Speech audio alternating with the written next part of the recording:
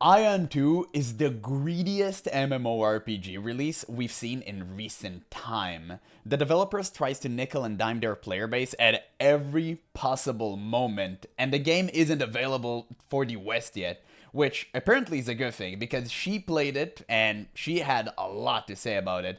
I haven't watched the full video, I just watched like the first minute, but my god, this is going to be glorious. But to be fair, most of the Eastern developed MMORPGs have been like this, and this has been a major problem when exporting MMOs to the West.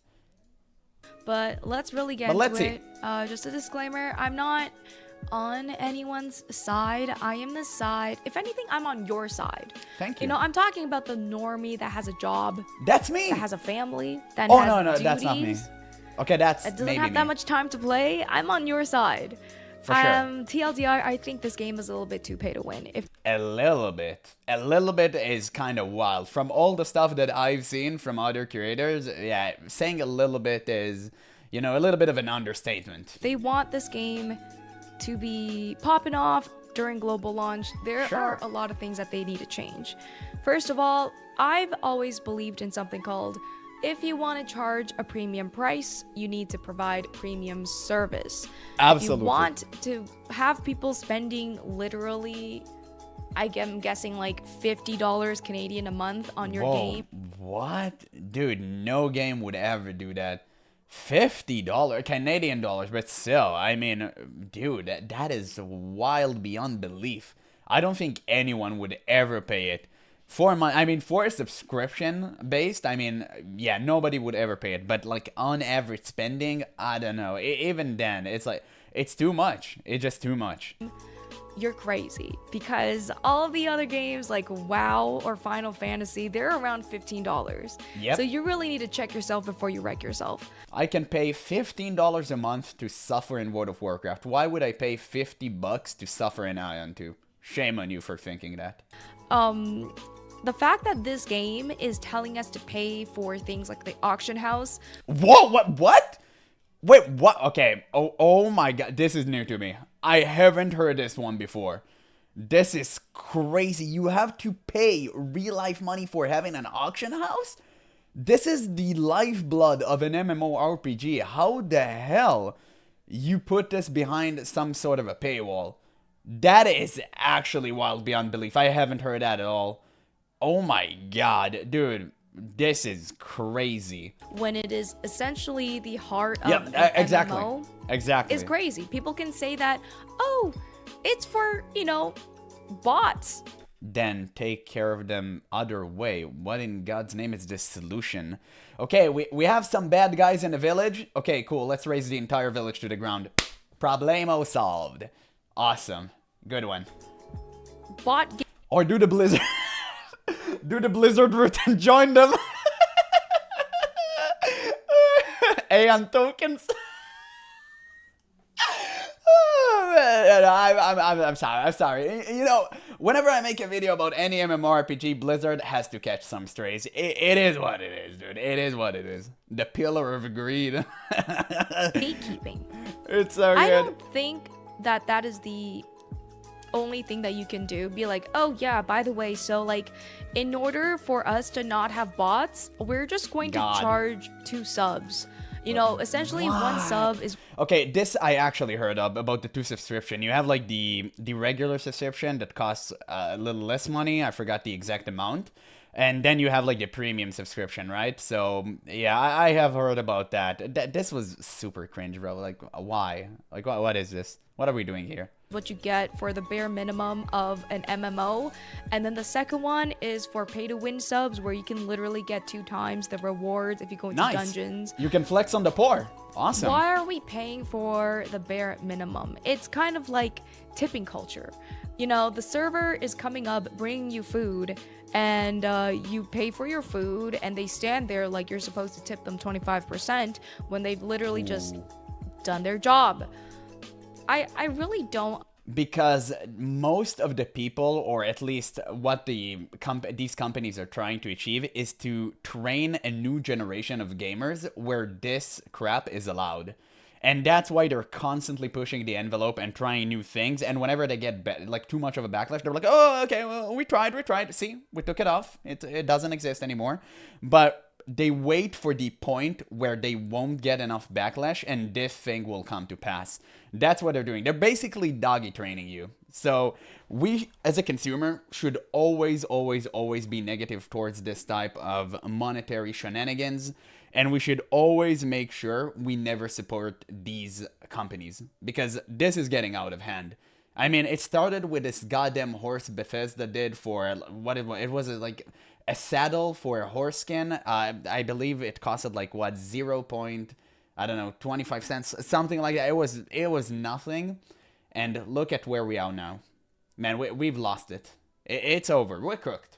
So yeah, if you don't want to literally get nickel to dime at every possible turn in your life, yeah, you should not support it. This is where we put an end to this. Understand anyone that says that it is not expensive. I feel like they haven't gone to a game where they feel like they need to dish out more Kinas. Then Kinas are from Kunas and Kunas are Hakuna Matatas. Like, I don't understand why it's like this. I like Once this example. you hit level 45, that's when the game actually starts. They might as well just say the game like, oh, level 1 to 45 is the demo free-to-play version. But if you actually want to play this game and, you know, give it purpose, you're gonna have to pay roughly $50 Canadian a month. That's crazy. That is insane. People that are saying that this is cheap is crazy. Or maybe congratulations, you're just... Brother, are you poor? I mean, sounds like a you problem. No, that's not mine. Loaded, but me as a normie person, $50 is a gym membership. $50 you can do so much with $50. Bro, you can buy Clair Obscure Expedition 33 without a discount, even like full price, and you'll have some change left. This is actually crazy. Why in God's name would you pay 50 Canadian dollars a month? Like, it is wild beyond belief that someone would even accept that. But, you know, over there, these type of things are actually, they're not acceptable, but they're more tolerable, right? Like, people tolerate these things way more. In the West, we have, I'd like to believe, right? Zero empathy towards this kind of greed. At least I want to believe. For a whole entire week. Or more. I feel like this game is good. The game itself is good. I really the combat looks combat. great. I'm not gonna lie. I enjoy how the game is, from how the horizontal progression really helps out with your vertical progression. We get them through feathers, kind of like Makoko's in Lost Ark, but we actually get gear score from it. The dungeons are really fun. It's WASD. The skills are really intuitive and everything flows quite well, except for the wings. I don't like the wing stamina. They said that it was gonna be no stamina for the wings, but they lied. But then again, are we surprised? Imagine if they make you pay for more stamina. That would be a hoot. Dude, that, if they do that, you gotta respect it. At this point, you gotta say, hey, that was actually pretty dope. No. When I first played the Taiwan server, it was maintenance, it was DDoS. It literally felt like 3 times the amount of time for me to level because of all the waiting around, etc. I don't know anything about game development or connections, but how is a game this expensive supposed to be this poorly, easy right? to DDoS? Yeah. Even Blizzard covered this one up, because Blizzard games, you can say whatever you want about them, like about World of Warcraft new expansion launches. Ever since Warlords of Draenor, they've been amazing. Everything ran buttery smooth.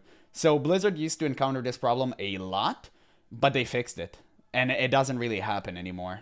But to be fair, I haven't played a recent expansion. So if any one of you guys watching this have played them, make sure to let me know how the launch day was like. But from what I remember, it was great. I don't understand. Again, premium price should be premium service. And then we were essentially forced to go on the KR server. Well, not forced, but you know what I mean. I have to stream, so your girls got to put out some content. I had to go to the Korean server, re-leveled a new character all the way up to level 45, which is the max level right now. And now I am at a mid 1.4k gear score. And this is me playing Bro, I hate gear score. In any MMO, I hate it. I really do not appreciate gear score. I just find it cringe and just off-putting. I think gear should be gear and that's it. Yeah. For hours each day. And yes, you can put a score over anything. Like, don't go, oh, everything is technically gear score. Yeah, but I don't want to see that, bro. Like, I don't want to have any part of it. It ruins my immersion. Now, You're I know I'm technically a slow right. leveler. Okay, I like to take my time with games. But damn, everything in this game costs in-game currency. The in-game gold is called Kina. So Kina, you needed to do essentially everything. Your pots, your scrolls, your buffing scrolls. By the way, there's like combat damage buff scrolls, flight scrolls that make you fly faster, Oh my combat speed God, this scrolls. I is- swear there's like 5 to 6 different scrolls that you need to buy Oh my just days. so you can clear things faster, because damn, these normal mobs are extremely tanky. And this is exactly where the main difference between Eastern and Western MMO and just generally players are differs about, right? So, generally speaking, most Eastern MMO players, they don't care about pay for convenience because they don't see this as pay to win. Where we, like Western MMO enjoyers, see pay for convenience as pay to win. So this is the main key difference here, and I think this will probably be what screws them most at the global launch. The fact that you need to pay to clear mobs faster, and you essentially just making them tanky on purpose, so you pretty much kind of forced to purchase all of these buffs, that's a huge problem. That's a huge problem, and I think most of us Western players would not accept this. This is just, it's really bad. You're creating a problem to sell the solution. That is extremely problematic. This is greedy and should not be allowed in any game whatsoever. But again, the culture there, the gaming culture, is different than ours.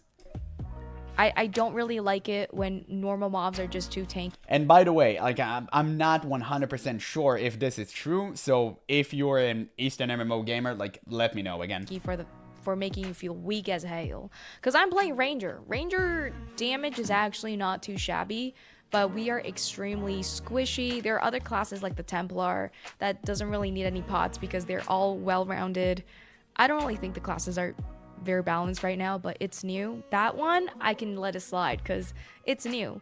But the hiccups between launches, disconnects, you know, things that are changing, like at the beginning, the subscription, the very base subscription, the one that is around 20 bucks, that one, people were able to buy stuff off of the auction house. And then all of a sudden an update comes out and they say, by the way, if you wanted to buy something off the auction house, you have to pay. That's crazy. So people are literally forced to, you know, pay. That is straight up wild. I would not on the life of me, I would never support this type of game. And I'm getting confused. My words getting mixed up because I'm just seething with rage. The fact that someone actually dared to do that, I think they're the first. I don't remember any game doing that. Except for a few mobile games, but I mean, it is what it is. Is Aion 2 for mobile, by the way? I heard something about that, but it might be a different game. I may be confusing between the two, but regardless, this is so greedy. This is like super greedy, man. That's actually crazy. To win. I really don't think that the excuse of stopping bots rationalizes. That's not true. They use this as a ladder to climb on, but we all know that this is 100% fake and they can stop the bots in any other way. Also, stopping bots is literally part of your job and why people are paying for subscription in the first place. So it not should be an addition to the subscription, it should be part of it. Or justifies That simple. The sub price. Straight up. What we are getting from the base sub is essentially what we should have been getting from an MMO the first place. And my theory is Exactly. She's saying the same exact thing. There are probably game devs, people that actually play the game in NCSoft that are like, please, sir, we know that this is not the right way. And then the person that actually gets to make all these decisions at the tippity top, they don't play games. They're probably like, I don't care. You need to get this quote. You see the graph that goes like this? I want it to go like this, okay? This is the stock, and I want it to be like this. And that's pretty much all they contribute to the developing process. Or else you're fired, or I'm going to hire someone who will do this job instead. I genuinely think that for a lot of things that end up failing, it's because the person at the tippity top only looks at their product, in this case, an MMO, as an asset. They see it Yep. as a number. If it doesn't reach that number, they don't think it's successful. But they're also not open-minded enough. And this mentality has seeped into every Western company whatsoever. To be honest, I think it's kind of even started there.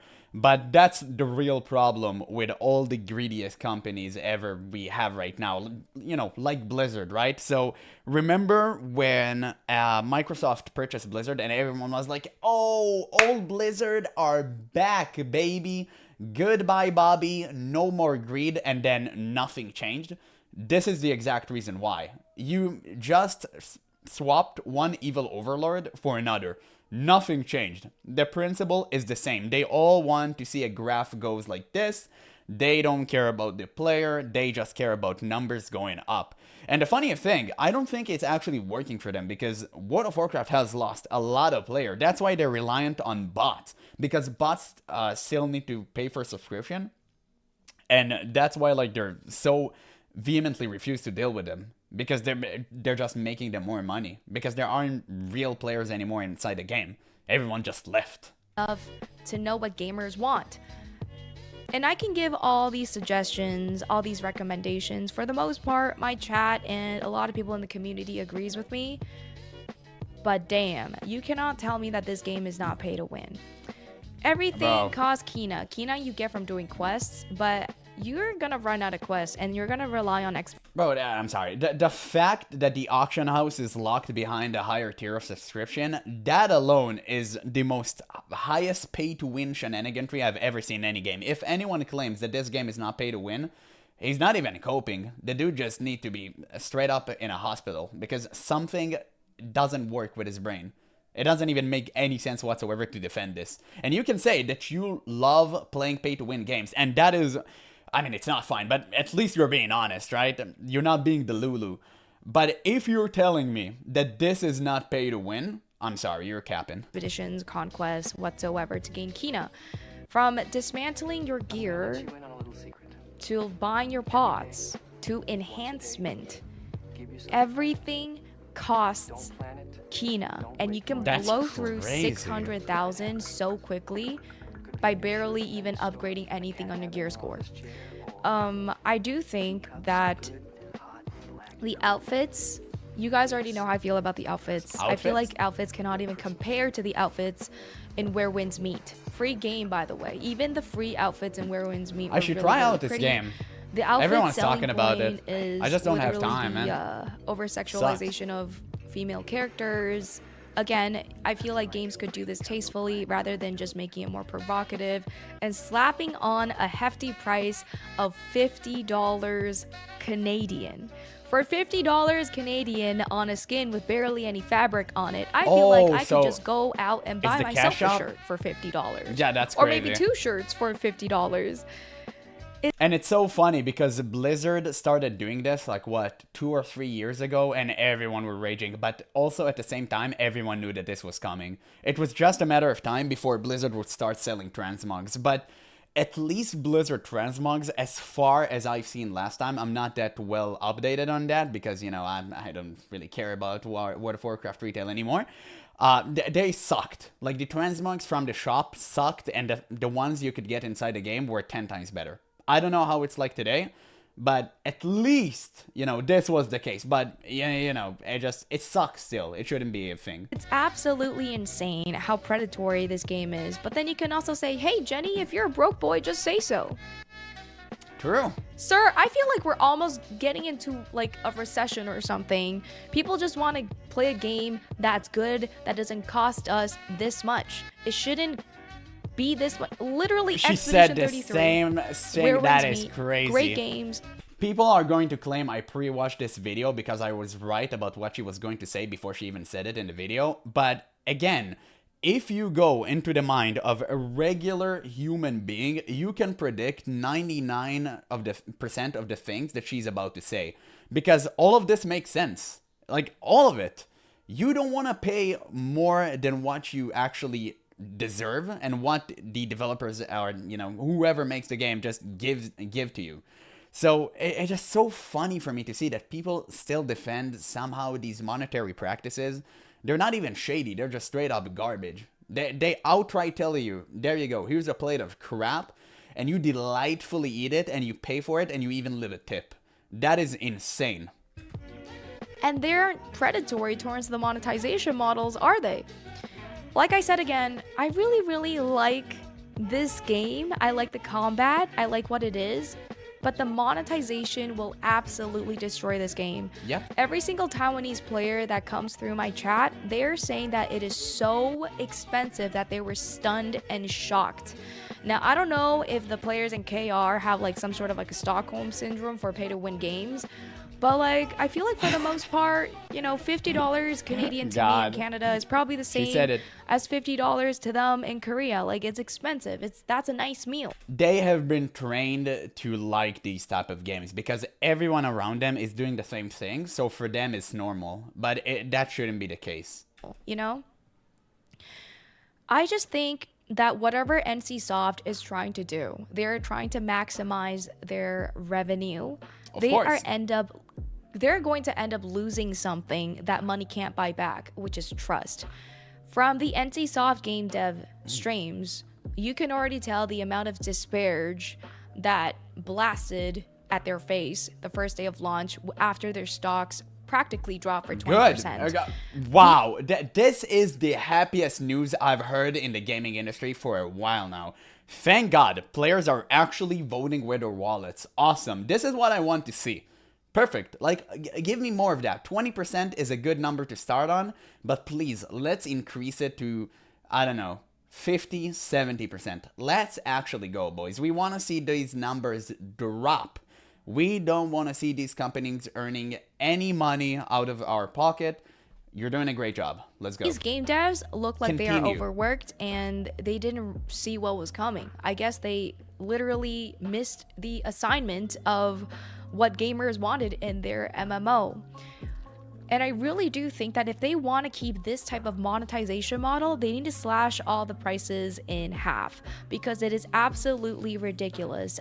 That won't be enough. It will not be enough. You need to stop putting, fake problems inside of the game and sell the solutions. So again, if player still needs these spots and all of this stuff just to basically play the game like you normally would if they weren't inside the game, then again, it shouldn't exist. It should not exist and it should not be a problem. They need to remove a lot more than just cutting off prices. You need to actively remove the systems that are contributing to the bad monetary practices. It's not just about the money itself. As a professional in games like Costco, those outfits that they put out are not nearly worth $50 Canadian. If anything, they should be $20 tops. I don't understand even $20 is a lot. How the UI is also so bad. I know they're making... I mean, maybe just me, but if you pay for a subscription, you should not have a cash shop inside a game, bro. Like, it should not be a thing. I don't know why we're so used to it by now, but if you pay for a subscription, everything should be available to you inside the game. That's the reason why I'm so mad about Ashes of Creation, right? Because they promised not to do so, and then they did so anyway. On their Steam release, we're gonna see it in December, which of course I'm going to cover because this is gonna be, this is gonna be a fiesta. A lot of people are gonna rage over that, but yeah, like why the hell do you have cash shop inside of a non-free-to-play game? That is insane. If a game is free-to-play, then for sure, yeah, you need a cash shop because that's how they earn their money. But if a game is already subscription-based, then why in God's name do you need a cash shop? That is just off-putting. This on so many levels. Cross-platform, but it seems like when they're making this game, they gear towards the mobile gamers more because the UI is terrible. You're not able to drag anything in place like a normal MMO. So this is a mobile PC cross gameplay? I mean, I heard something mobile. I said I wasn't just sure, so I didn't want to speak out of my ass here, but I heard it had some relation to mobile games. So is this like a crossplay? They literally make you burn your Kina by giving you little bits of inventory space at a time. Ooh. In order for you to reach your storage, you gotta buy the subscription if you want to get your storage anywhere. That's crazy. Putting your items into the storage seems so tedious because of extra clicking. Because they're Really? literally making this game as if it's a mobile game. Which is a shame, by the way, because I actually do think this game has potential. Wow. For those of you guys Horrible that UI as well. hung out with me during my Aion 2 journey, I've said, you know, this game is like good coffee. It's like someone decided to make a coffee shop and they have the good coffee, but they have the shittiest cup ever. The coffee is in the cup. Every time you try to take a sip of this coffee, the cup literally disintegrates and the coffee spills on your shirt and you're like, ah, shit. And then they're like, well, if you want to have a better cup, you have to pay more. That's a good I analogy. don't think that's how it works. I really, really don't. This is like the perfect storm of what could have been. Lost Ark could have been something even better, but it got, you know, absolutely destroyed because of gatekeeping and everything got so complicated. But like, I used to think that. And Arcade too, if I remember correctly from back in the day. I played it for like an hour and then I just kind of left. But I heard this game was so good, but the monetary practices were so poor, everyone just quit and the game ended up dying. Lost Ark had one of the best if you play this combats game, let in me know MMOs. if this is true. And after playing Aion 2, I actually think that Aion 2 combat is extremely comparable. One is point and click and one is WASD. It is just so heartbreaking for me to see a game that has potential essentially get ruined by greed. Yeah. As simply put, it Yes, is I voice greed. there. If the NCSoft game devs or whoever is on the tippity top making these decisions, they really need to take a step back and realize that if you want your game to have better longevity, you need to listen to the players. These people are literally giving you a chance. Me, myself included, and other streamers are literally giving this game a chance to see, hey, you know what, NCSoft, you're known for being kind of scammy. Let's see if this is actually a good or bad game. I like the game, but That's not going to change. It will never going to change. It is, I mean, a copium take, which I completely understand. But as a former World of Warcraft player, I understand that none of her wishes are gonna come to pass. NCSoft are not going to learn. No company is. They're doing this because they want to. They fully acknowledge the fact that they can have longevity within their games. They can make the player base happy. They don't do that on purpose. It's not like they're clueless. It's simply because they know what they're doing exactly. And they choose not to satisfy the player base. That is intentional. This is not something like, oh, we can make them pay attention to us and they'll listen to the feedback. They're gonna listen. No, they have listened to your feedback and they chose to ignore it actively. So again, from my experience with Blizzard, I wanted World of Warcraft to be good for years now. It's not going to happen, not anytime soon, and it didn't happen back in the day. So, yeah, it is what it is. All we have to do is, like, play Classic. If you want to play true World of Warcraft experience, that is actually fun. It is what it is. unfortunately, NCSoft likes money more. And yeah, that's my Yeah, take. every company does. I didn't feel like I needed to swipe until I get to level 45. Just call it a demo from level 1 to 45.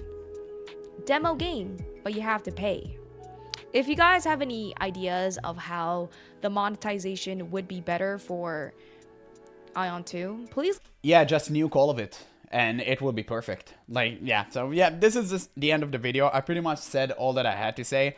It's just so incredibly sad to see games like Eastern MMORPGs getting grittier and grittier, because I truly believe that Eastern MMORPGs have never got their chance to shine, because I played so many of them, and some of them are really good, man, especially in terms of combat. I believe Eastern MMORPGs combat is way better than anything we have in the West.